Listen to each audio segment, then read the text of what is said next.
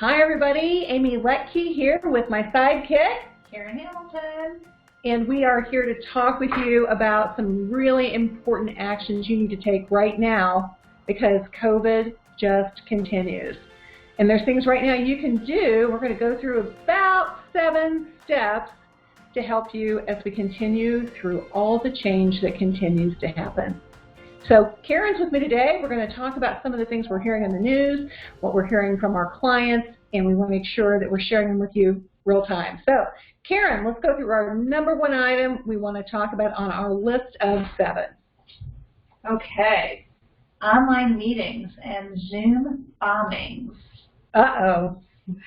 Kind of a new term for all of us. I had not heard this yet, but I know many of you all are utilizing Zoom for conference calls with your team. Make sure you are using those passwords so that only your employees are accessing your Zoom account.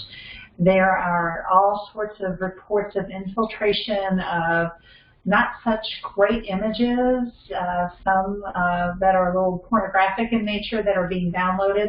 And in fact, our school systems are actively looking for other ways to do the fall terms if they are doing some Zoom meetings, because for whatever reason, opportunity is out there for people who don't have such great intentions. So make sure that you're using a password protected type conference call system.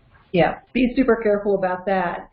So thanks, Karen, for that advice. We also have some updates on contact tracing and some CDC guidelines. So Karen, can you give us like the snippet on what that's about? Because we're hearing that happen with some of our clients right now. Absolutely. Right? So some of us are actually being contacted, or our employees are being contacted, and our employees are saying, hey, I've just been contacted. I may have been exposed. So the CDC is using a rule of thumb called 6-15-48. So if your employee has been within 6 feet of somebody who has tested positive for COVID-19 for more than 15 minutes, they are more than likely going to be contacted about this issue. And so what we want them to be aware of is the other part of this, the 48 hours. 48 hours is what the CDC is now saying it takes that employees can actually spread the disease, or people can actually spread the disease 48 hours before the onset of the symptoms. So it's 6-15-48.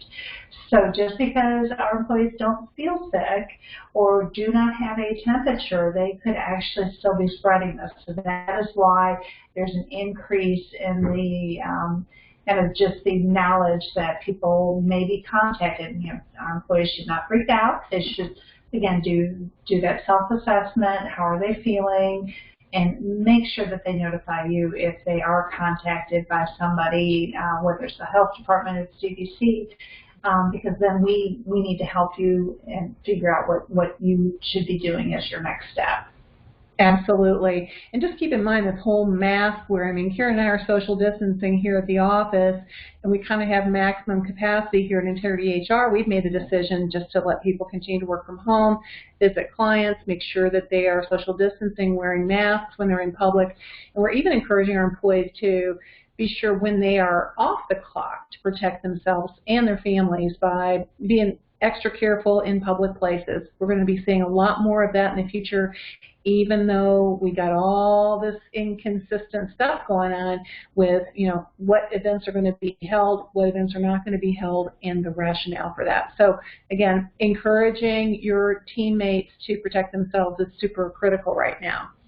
Karen, number 3 is pixel testing. That's something kind of new, right? Absolutely. So in some areas, testing is still very difficult to obtain. So there are companies that have something called a pixel test.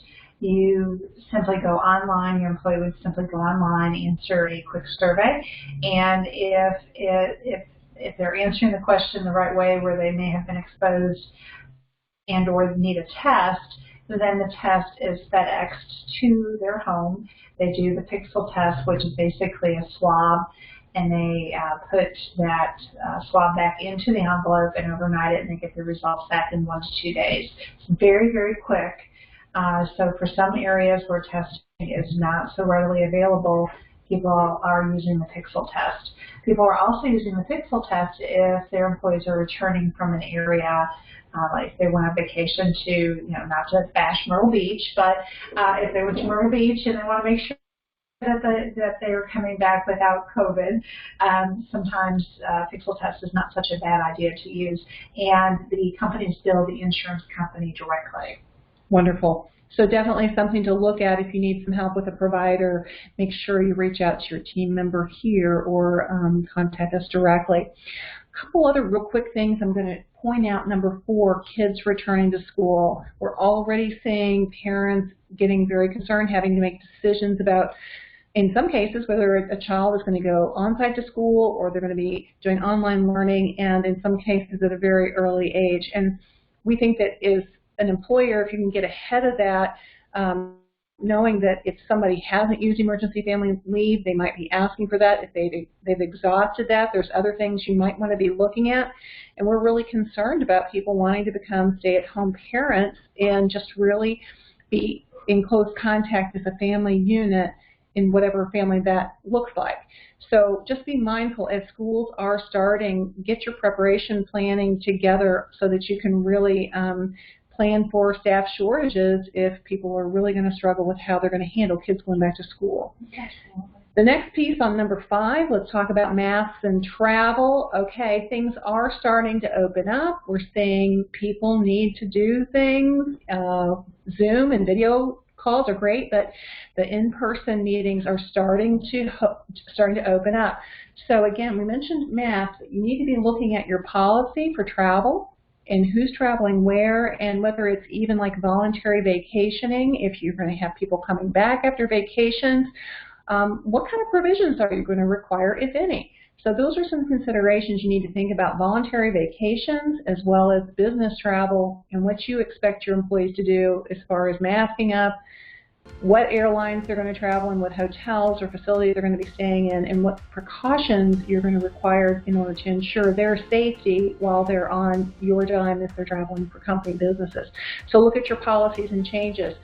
The other thing is vacation and PTO, Karen. If people are saying, hey, I don't want to take vacation PTO, I can't go to the beach or the pools are closed, start encouraging your employees to take time off, because usually third, fourth quarter is a tough time for people to all be gone from work at the same time. And so definitely start talking to your employees right now saying, take time now, please take time. May not be able to guarantee that you can have any time off later on this year, but now's the time to take some time. And the other thing is our employees need a break. They really do, whether it's just staycationing or something like that. It really will help everybody. It's a great mental health benefit. Yeah, well, the state parks are opening up, yeah. And I just read over the weekend RV sales are up, and even those rentals. Mm-hmm. I mean, absolutely. Wow. Yeah, absolutely. So park and drive, but not park and fly. I guess you're going to just be driving wherever you're going to go, but encourage that PTO. Right, and really, a lot of employees might be hesitant to stay in hotels.